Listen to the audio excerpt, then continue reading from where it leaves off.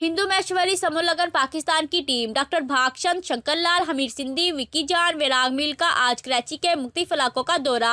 गडब conquer घोट में कच्ची महेश्वरी पंचायत के साथ पब्लिक लाइब्रेरी कोंकर घोट में मीटिंग, जिसमें कच्ची महेश्वरी पंचायत गडब के सरपरस्ते आला मुकेश कुमार डवेरिया, सदर प्रेम भड़गा समेत सैकड़ों महेश्वरी कम्युनिटी के लोगों के साथ मीटिंग, जिसमें कच्ची महेश्वरी पंचायत गडब की तरफ से हिंदू महेश्वरी समूह लगन पाकिस्तान 20 जनवरी ठट्टा मकली श्री मामे देवू के आस्थान में भरपूर सहकार का यकीन दिलाया और इस नेम काम को सराहते हुए बेहतरीन काम करने पर पूरी टीम की काविशों को सलाम पेश किया।